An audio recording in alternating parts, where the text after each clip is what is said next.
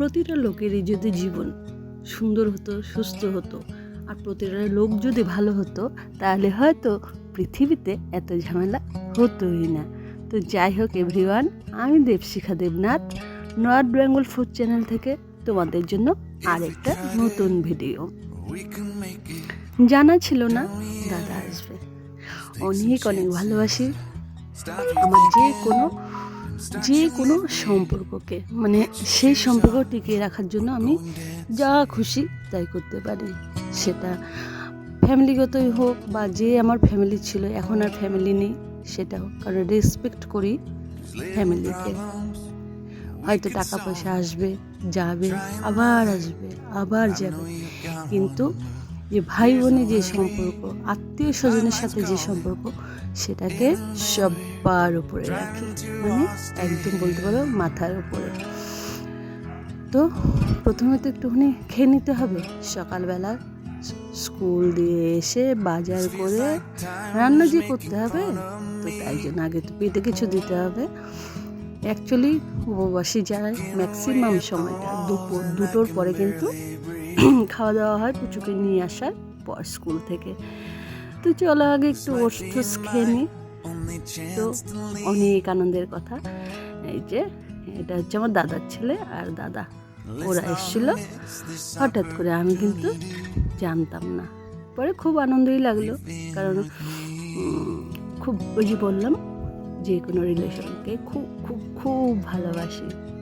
সব কিছু হারিয়ে যাবে, সব কিছু হয়তো আবার আসবে, বাট রিলেশন, সম্পর্ক, সেটা যে কোনো সম্পর্কই হোক, একবার গেলে আর কিন্তু আসবে না। আমি এই কারণে যে কোনো সম্পর্ককে খুব প্রাধান্য দিই।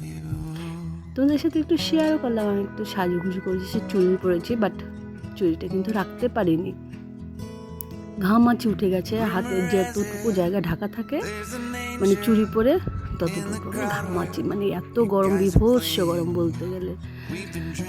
তো খুশির তো ঠিকানা নেই। দাদা এসে একটুখানি মাংস নিয়ে এসছে, মানে আমার ছেলেরা যেহেতু ভালোবাসে, আর মানে আমাদের বাবার বাড়ি, মানে দাদাদের বাড়িতে একটু মাছ মাংসটা কমই হয়, তো তাই জন্য দাদা বলছে দে আমি তোকে হেল্প করে দিই। তো দাদা সব হেল্প করে দিচ্ছে, কেটে কুটে দিচ্ছে, আর আমি বসে বসে রান্না করব। আমার ড্রেস আপ দেখে কেউ কিছু মনে করো না, তোমরা আমার নিজের লোক। বাড়িতে ভিডিও বানাই, নর্মাল ড্রেসে বানাই, আর গরমটায় টেকা যাচ্ছে না। তো প্রথমে দাদার জন্য একটু চা করে নিই। তো চা ওই যে গুড় দিয়ে, তোমরা জানোই তো চায়ের আবার ডিফারেন্ট আছে, ওখানে কফি খাবে, তাই জন্য একজনকে কফি বানিয়ে দিচ্ছি আগে, এবারে দুধ চা বানিয়ে নেব দাদার জন্য আর আমার জন্য। বসে বসে গল্প করব আর কাজ করব। জীবনের মানুষ কেন সম্পর্ককে প্রাধান্য দেয় না, এটা ঠিক বুঝতে পারি না। না, হয়তো সবাই একরকম ভাবে না, সবার অনেক চাহিদা, অনেক পাওয়া।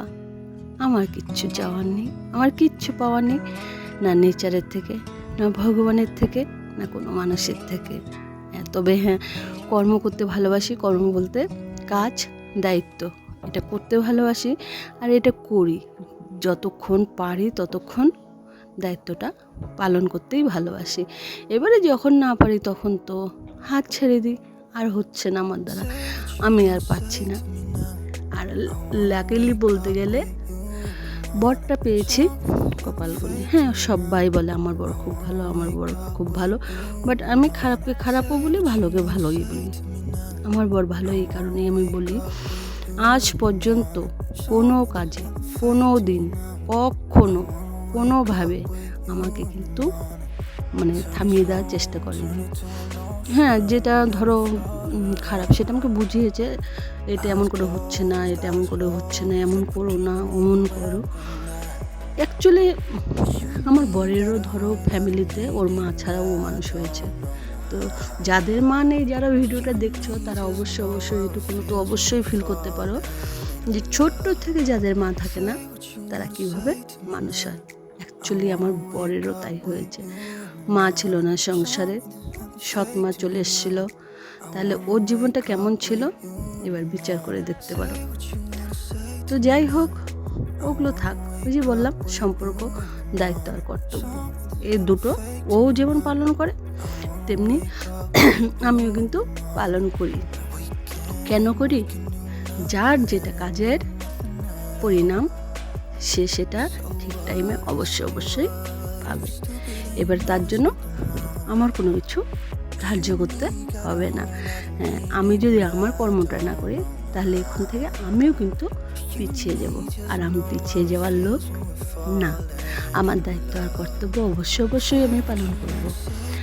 আজকে কেউ যদি কখনো হঠাৎ হয়তো 5 টাকা জমা রেখেছিল ব্যাংকে, তো সামান্য একটা টাকা, তো 5 টাকা তো জমা রেখেছিল, 25 বছর পরে যখন সেই টাকাটাই 5 টাকাটাই বেনিফিট সহ হাতে এসে পড়বে, কত আনন্দ হবে বলো? হয়তো 5 টাকাটা তখন 500 টাকা হয়ে দাঁড়াবে, কি 1000 টাকা হয়ে দাঁড়াবে, কি 1500 টাকা হয়ে দাঁড়াবে, কথার কথা বলছি। তখন সেই বড় মাপের টাকাটা হাতে নিতে ভালো লাগবে না? তো এই হচ্ছে ব্যাপার।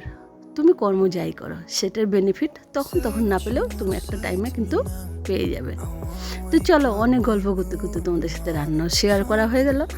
তো বাবাদের খিদে পেয়েছিল, দুপুরের ভাত ছিল, সেটা দিয়ে মাংস কষা দিয়ে দিয়েছি। তো আমি ঝটপট একটু পরিষ্কার করে নিই, কালকে যাবে নিরামিষ আছে, তো পরিষ্কার যদি না করি সকালে উঠে চাটাও খাওয়া হবে না। আর সকালবেলা তো কেরম সংসারের চাপ বেড়ে যায় সেটা সবাই জানো। তো তোমাদের সঙ্গে কথা বলতে আমার ভালোই লাগে, আর ওই জন্যই আমি তোমাদের সাথে কথাগুলো শেয়ারও করি কখনো কখনো।